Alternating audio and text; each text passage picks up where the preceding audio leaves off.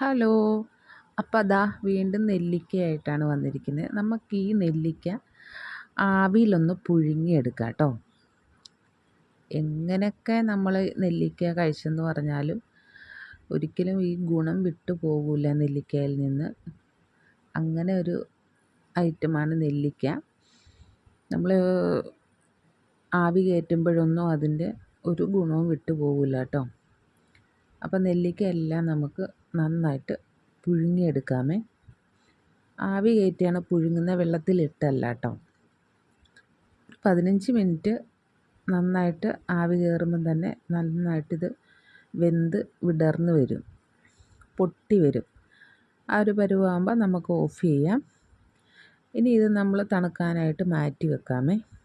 നമ്മുടെ ചാനൽ ആദ്യമായിട്ടാണ് കാണുന്നതെങ്കിൽ ചാനലൊന്ന് സബ്സ്ക്രൈബ് ചെയ്ത് സപ്പോർട്ട് ചെയ്യണം. വീഡിയോ ഇഷ്ടപ്പെട്ടാൽ ഫ്രണ്ട്സ് ആൻഡ് ഫാമിലിക്കൊക്കെ ഒന്ന് ഷെയർ ചെയ്ത് കൊടുക്കണേ.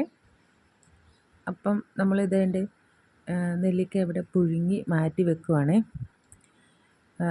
ഇത് നമ്മളിനി ഇത് തണുത്തതിന് ശേഷം നമ്മളൊരു മിക്സിയുടെ ജാറിലേക്കിട്ട് ഒന്ന് ക്രഷ് ചെയ്തെടുക്കുന്നുണ്ട് കേട്ടോ. അപ്പോൾ ഇത് കണ്ടോ, നെല്ലിക്ക ഈ ഒരു പരുവത്തിൽ നമുക്കിങ്ങനെ അടർത്തി എടുക്കാൻ പറ്റും, എളുപ്പമാണ്. മിക്സിയുടെ ജാറിലേക്ക് എല്ലാം ഇട്ടിട്ട് നന്നായിട്ടൊന്ന് ക്രഷ് ചെയ്തെടുക്കണം. ഭയങ്കര പേസ്റ്റ് പോലൊന്നും അരയ്ക്കണ്ട കേട്ടോ. ജസ്റ്റ് ഒന്ന് ക്രഷ് ചെയ്തെടുത്താൽ മതിയേ. അപ്പോൾ ഞാനൊരു പാൻ ഇവിടെ വെച്ചിട്ടുണ്ട്. ആ പാനിലേക്ക് ഞാൻ ഒരു സ്പൂൺ നെയ്യ് ഒഴിച്ച് കൊടുക്കുവാണേ. നെയ്യ് ഒഴിച്ച് കൊടുക്കുന്നത് എന്താണെന്ന് വെച്ച് കഴിഞ്ഞാൽ നെയ്യിലുണ്ടാക്കുന്നതാണ് കുറച്ചും കൂടി ടേസ്റ്റ്. എന്നിട്ട് നമ്മൾ ഈ ക്രഷ് ചെയ്തത് ഈ പാനിലേക്കിട്ട് ആദ്യമേ നമ്മൾ ജസ്റ്റ് ഒന്ന് വരട്ടിയെടുക്കണം.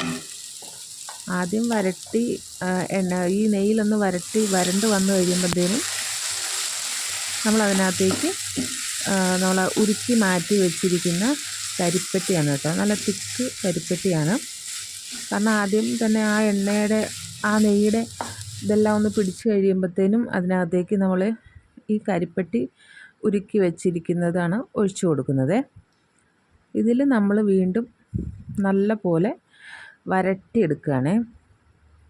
അപ്പോൾ ഇങ്ങനെ വെച്ച് ഉപയോഗിച്ച് കഴിഞ്ഞാലും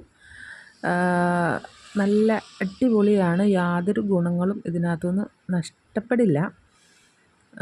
നെല്ലിക്കയുടെ ലേഹ്യം ഉണ്ടാക്കുന്നത് പോലെ തന്നെ നമുക്കിത് ഒന്ന് വരട്ടി നമ്മളൊരു കുപ്പിയിൽ അടച്ച് വെക്കുകയാണെങ്കിൽ നല്ല അടിപൊളിയായിട്ടിരുന്നോളൂ കേട്ടോ. നമുക്ക് എപ്പോൾ വേണേലും എടുത്ത് കഴിക്കാം.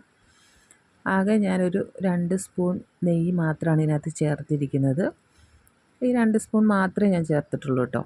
പിന്നെ ഞാൻ ആവശ്യത്തിന് മധുരം ചേർത്തിട്ടുണ്ട്. മധുരം എന്ന് വെച്ച് കഴിഞ്ഞാൽ കരിപ്പട്ടിയാണ് ചേർത്തിരിക്കുന്നത്. വേറെ പഞ്ചസാരയോ ശർക്കരയോ അങ്ങനെയൊന്നുമല്ല, കരിപ്പട്ടിയാണ് ഞാൻ ചേർത്തിരിക്കുന്നത്. ഇത് ഉരുക്കി മാറ്റി വെച്ചിട്ടുണ്ടായിരുന്നു, അതാണ് ചേർത്തിരിക്കുന്നത്. ഇനി ഇതിനകത്ത് ഇത് നല്ലോണം വരട്ടിയെടുക്കണം. വരട്ടിയെന്ന് വെച്ച് കഴിഞ്ഞാൽ ഇതിൻ്റെ വെള്ളമയമൊക്കെ മാറി ഈ നെയ്യ് തെളിഞ്ഞ് വരണം. അതുപോലെ നന്നായിട്ട് വരട്ടിയെടുക്കണം.